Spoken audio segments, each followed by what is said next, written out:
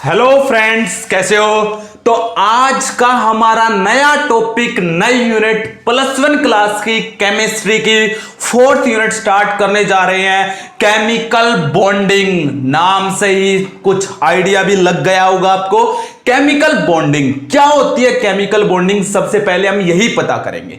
तो chemical bonding के नाम से ही पता चल रहा है, तो आपको पता होना चाहिए केमिकल बॉन्ड क्या होता है। What is the chemical bond? जब तक आपको केमिकल बॉन्ड का नहीं पता चलेगा तो आप केमिकल बॉन्डिंग क्या पढ़ोगे।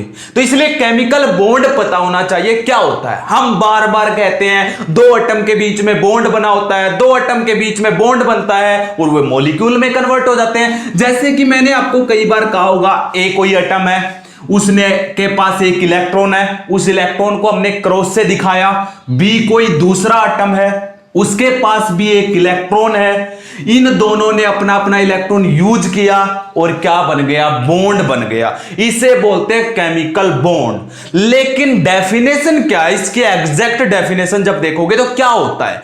दोनों ने अपना अपना इलेक्ट्रॉन दिया, इलेक्ट्रॉन की शेयरिंग बोला जाता है। इसको क्या बोला जाता है? Electron sharing. लेकिन क्यों हुई शेयरिंग, वो भी हम इस यूनिट में डिस्कस करेंगे। यानी कि ये दोनों एटम एक दूसरे से क्यों जुड़े, इन्होंने शेयरिंग क्यों की, इन सब की हम डिस्कशन करेंगे। लेकिन पहले आपको पता होना चाहिए केमिकल बॉन्ड क्या होता है। तो केमिकल बॉन्ड एक फोर्स है।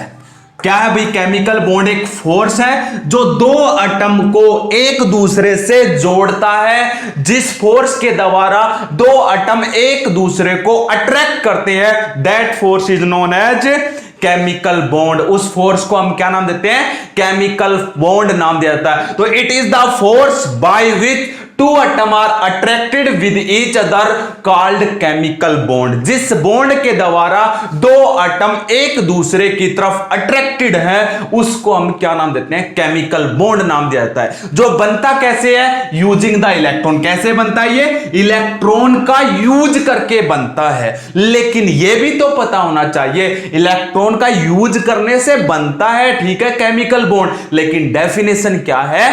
ये एक फोर्स होता है जिसके द्वारा दो एटम एक दूसरे की तरफ अट्रैक्टेड हैं, that is known as chemical bond. उसे हम क्या नाम देते हैं?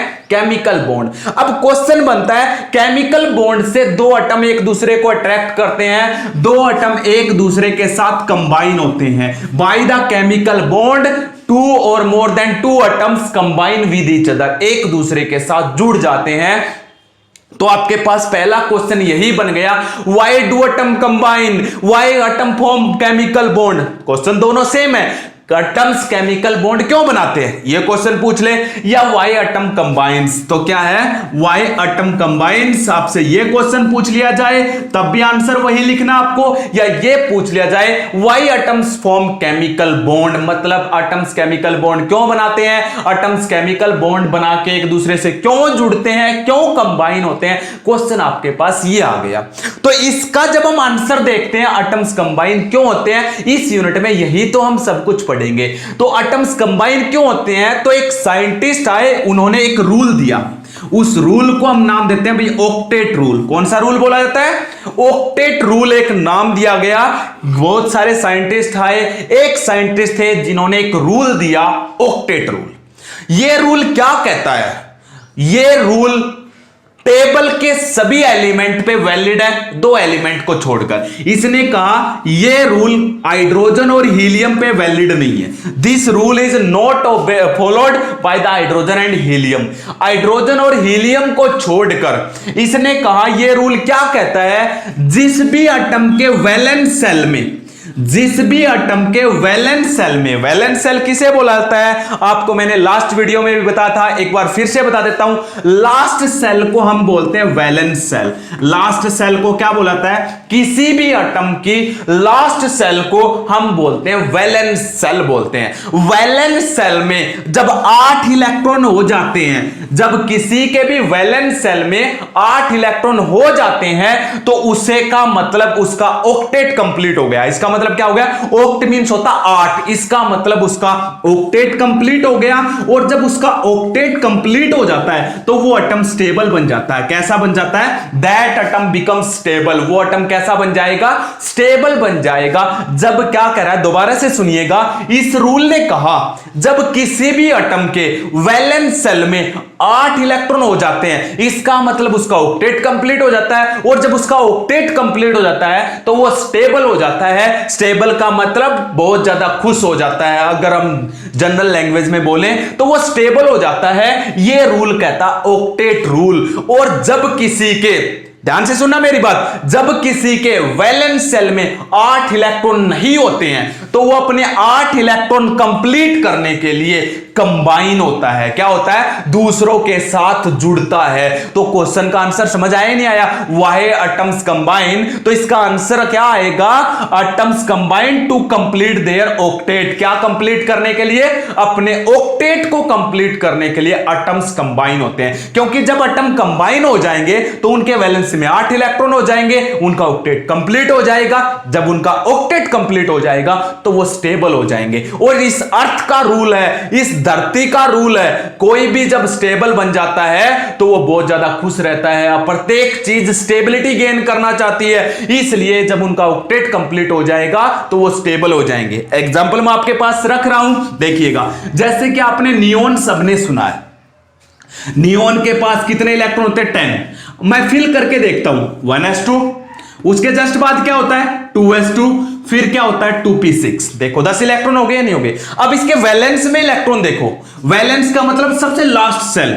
नियोन के लिए लास्ट सेल कौन सी है, दूसरी सेल नियोन के लिए लास्ट सेल का काम कर रही है।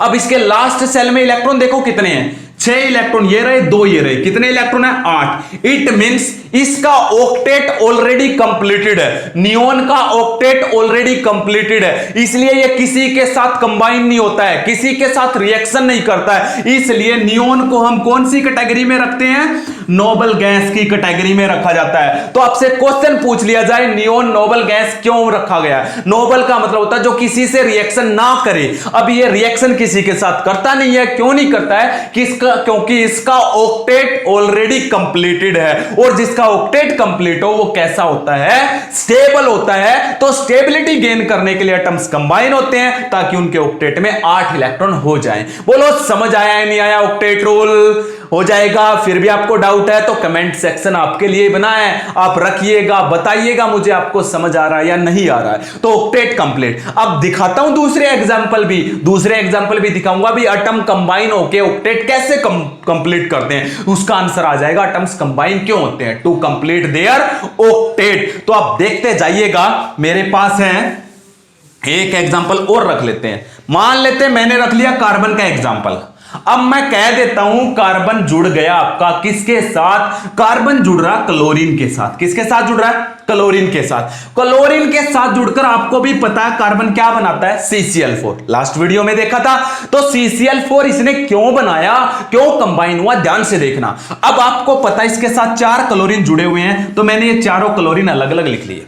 अब आपने पता हो तो कार्बन के वैलेंस में 4 इलेक्ट्रॉन होते हैं, वैलेंसी तो निकालनी आती होगी, लास्ट वीडियो में बताई थी। ये इसके 4 इलेक्ट्रॉन मैंने दिखा दिए। क्लोरीन के और दिखाओ, इस क्लोरीन के वैलेंस में 7 इलेक्ट्रॉन होते हैं। आप लिख के देखना, 7 इलेक्ट्रॉन मैं लिख देता हूं, ये देखिएगा 7 इलेक्ट्रॉन हो गए। इस क्लोरीन के वैलेंस में भी 7 हैं, इस क्लोरीन के वैलेंस में भी 7 इलेक्ट्रॉन हैं, इस क्लोरीन के वैलेंस में भी 7 इलेक्ट्रॉन है बच्चों, हो गया। अब देखिएगा, अब वैलेंस में इसके 7 है, इसको ऑक्टेट पूरा करने के लिए 1 इलेक्ट्रॉन चाहिए। इसके वैलेंस में 4 है, इसको ऑक्टेट पूरा करने के लिए 4 इलेक्ट्रॉन चाहिए या नहीं चाहिए। इसको 1 इलेक्ट्रॉन चाहिए था तो इसने कार्बन का ले लिया, इसके 8 पूरे हो गए। लेकिन जब ये शेयरिंग होती है ना, ध्यान से सुना मेरी पूरी बात, जब ये इलेक्ट्रॉन की शेयरिंग होती है तो ये कार्बन का इलेक्ट्रॉन और ये क्लोरीन का इलेक्ट्रॉन आपस में जुड़ जाएंगे, केमिकल बॉन्ड बन जाएगा। तो इस बॉन्ड में अब 2 इलेक्ट्रॉन है, ये दोनों इलेक्ट्रॉन क्लोरीन में भी काउंट होते हैं, ये दोनों इलेक्ट्रॉन कार्बन में भी काउंट होते हैं ऑक्टेट चेक करते समय। समझ आ गया नहीं आ गया। तो इसके वैलेंस में ये 8 इलेक्ट्रॉन है, हो गया।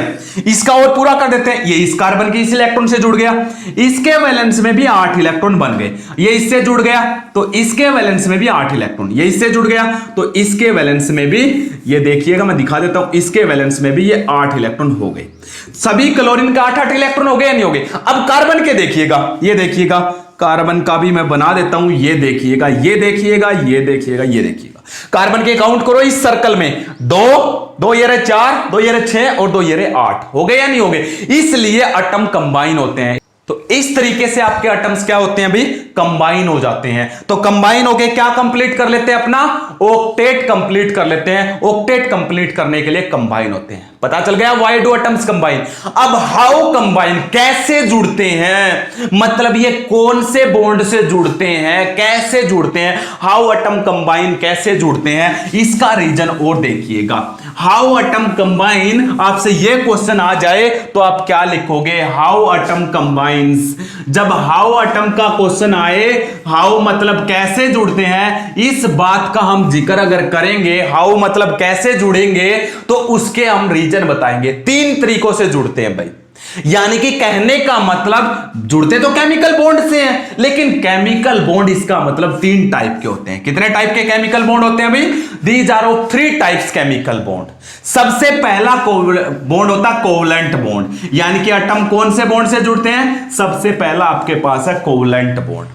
सेकंड नंबर पे हमारे पास होता है आयनिक बॉन्ड। दूसरा कौन सा होता है भाई, आयनिक बॉन्ड। और तीसरा नंबर का होता है डेटिव बॉन्ड। कौन सा होता है भाई, डेटिव बॉन्ड। तो 3 टाइप के बॉन्ड से आपके एटम जुड़ सकते हैं, जिनमें सबसे पहला covalent bond, second ionic bond और थर्ड कौन सा, डेटिव बॉन्ड, जिसका एक और नाम भी होता है कोऑर्डिनेट बॉन्ड भी बोलते हैं, जिसको हम क्या नाम देते हैं, कोऑर्डिनेट बॉन्ड भी नाम दिया जाता है। अब आपसे क्वेश्चन बन गया, कोवलेंट बॉन्ड क्या होता है, आयनिक बॉन्ड क्या होता है, डेटिव बॉन्ड कौन सा होता है, इन सब के बारे में हम डिटेल में डिस्कस करेंगे हमारी नेक्स्ट वीडियो में। सबसे पहले मैं कोवलेंट बॉन्ड उठाऊंगा, फिर आयनिक बॉन्ड उठाऊंगा, फिर डेटिव बॉन्ड उठाऊंगा। ये अलग अलग हम डिटेल में पढ़ेंगे। ओके, इसी के साथ आपका थोड़ा सा इंट्रोडक्शन हमारे इस चैप्टर का कंप्लीट हो चुका है। नेक्स्ट वीडियो में मेरे साथ बने रहिएगा। अब आपको रेगुलरली वीडियो मिलते रहेंगे। Okay, thank you.